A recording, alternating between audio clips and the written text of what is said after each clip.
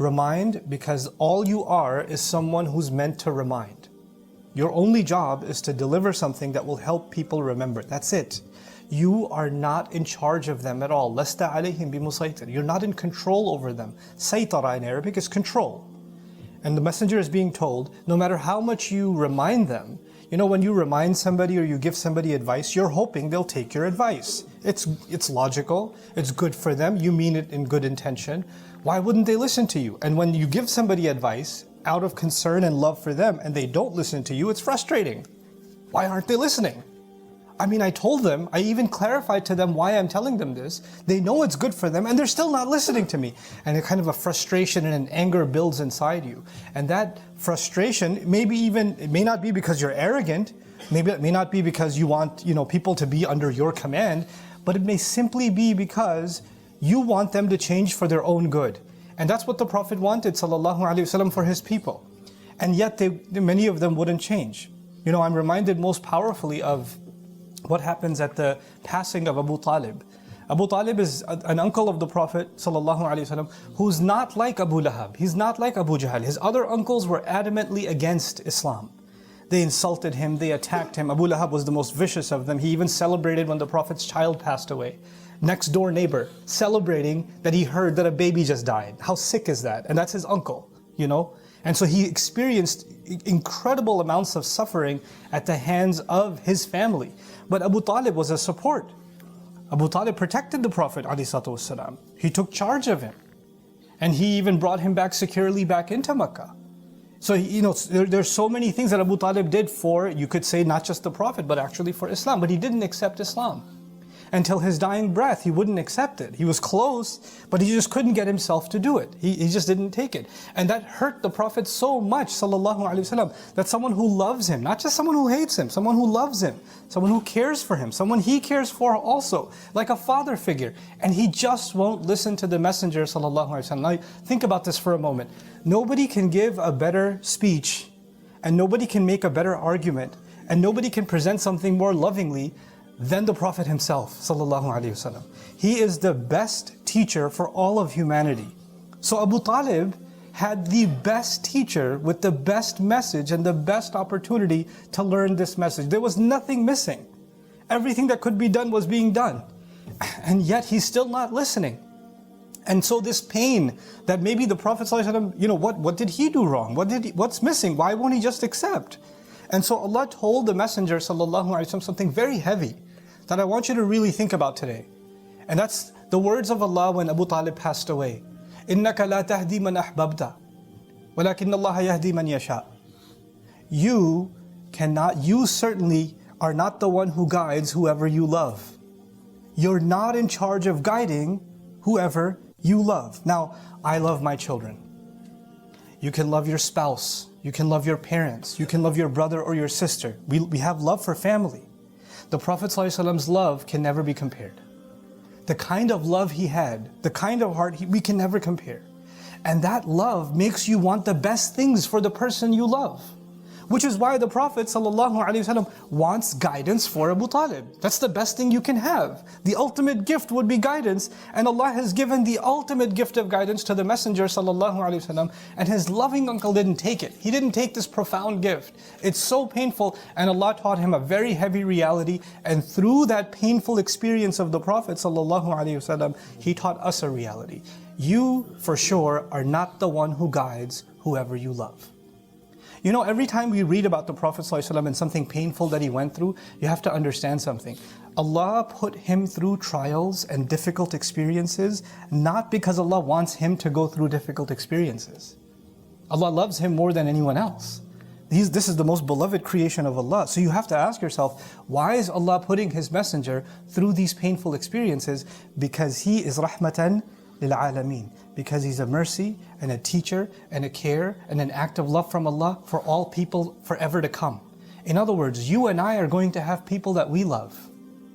You and I are going to have people in our life that we want to see guided, that we want to see change, and we're not going to see them change no matter what we do. And it's going to be frustrating. What are we supposed to do?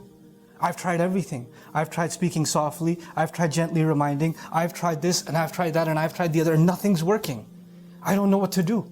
They seem to be getting even further away. And it is in these moments that we have to remind ourselves of the exact same pain that the Prophet ﷺ felt at people like his uncle. And by the way, it's not even limited to his uncle. In the Arabic language, إِنَّكَ لَا تَهْدِي مَنْ أَحْبَبْتَ, this is called al-a'id, al-damir al-a'id in grammar. So the expected language is إِنَّكَ لَا تَهْدِي مَنْ أَحْبَبْتَهُ. There's a damir expected. But there's a hadful damir, there's a pronoun missing. And what that does is that the ayah is not even limited to the uncle of the Prophet ﷺ. The ayah is actually open to his love for all people and all, the entire Quraysh, all of humanity. The Prophet ﷺ's burden was not just his family. The Prophet ﷺ's burden out of love for humanity was actually all of humanity. Whoever would not listen. Whoever would not listen. Can you imagine the analogy he gave ﷺ about his love for giving people guidance? He would compare himself to someone standing in front of a fire, and these insects and these moths, they get attracted to the light and they fly right into the fire. And he's trying to shoo them away. Like literally like you get those zappers, bug zappers and stuff in homes that attract the bugs because of the light, And he's trying to get them away from there. You're going to kill yourself. You're attracted to something that's going to destroy you. And he's trying to push them away. That's the incredible love of Rasulullah ﷺ. And yet Allah told him, actually, your only job is to remind people. Your only job is to deliver a message in a loving, caring way. But what they do from there on, بَلِ الْإِنسَانَ عَلَى نَفْسِهِ بَصِيرًا وَلَوْ أَلْقَى مَعَاذِيرًا. A person has to be in full view of their own self. Everybody's responsible for themselves.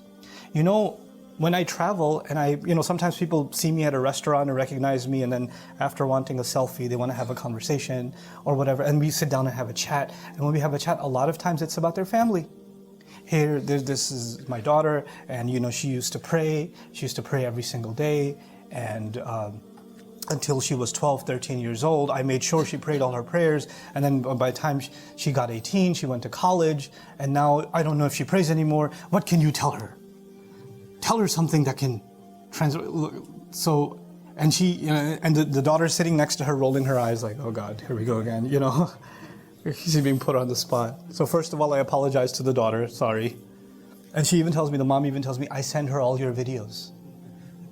And so I'm sorry that she sends you my videos. First of all, let me apologize about that. But after that, the thing is that we have to understand something. Allah we believe Allah controls every leaf on every tree. Allah controls every movement of every honeybee. Allah who controls every step that every ant takes. And I ask, do you believe in this control that Allah has? Yeah, I do. Then why do you think you can control your child? Who's in charge?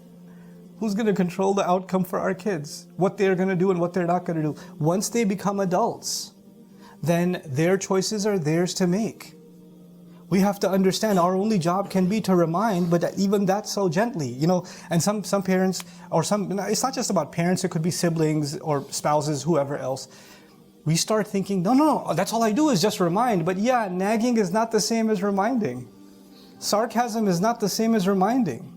Criticizing someone or making someone feel like scum is not the same as reminding. Embarrassing someone is not the same as reminding.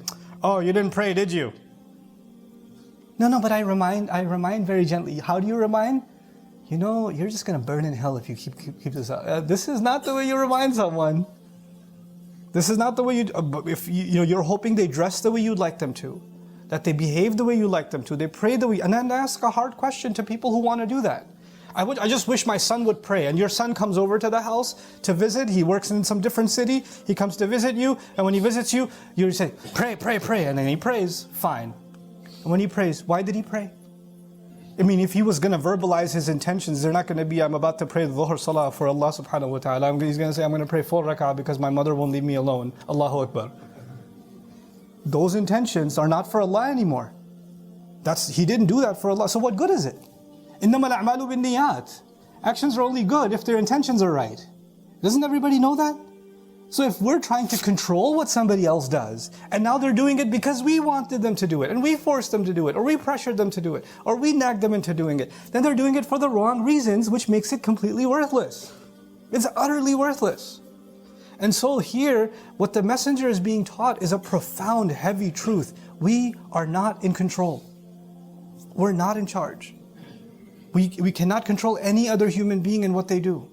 No one, no matter how much we love them, no matter how much we think we're responsible for them. And that's the next thing. Parents feel like they're responsible. A spouse might feel like they're responsible. An older brother or a sister might feel like they're responsible. But I'm responsible. My younger brother is drifting away. He's doing bad stuff. I need to stop him. I'm responsible for him. A father might feel responsible. A mother might feel responsible. The thing is, nobody's ever going to feel more responsible than Rasulullah sallallahu alaihi wasallam. Nobody. Nobody will ever have more of a sense of responsibility. And he did feel the burden, the pain of people not listening, of people drifting away. He did feel that pain. And yet Allah told him there's a reality that even if it's in your mind, your heart forgets it. And your heart needs to remember that you cannot guide whoever you love. And when you see the one you love going in harm's way, if you saw your child, going towards a swimming pool and they don't know how to swim, if you saw somebody heading towards a car crash, if you saw that, you'd want to stop them. That's what naturally we want. That's a protective, sense that Allah put inside all human beings. We want to protect those that we love. But we have to do it after understanding that when it comes to guidance, when it comes to changing somebody's behavior, that we have to follow the model given to our Messenger sallallahu alaihi wasallam. And he's being told, your only job is to remind. You are not in control. لَسْتَ عَلَيْهِمْ بِمُسَيْطِرٍ. You are not in control over them at all.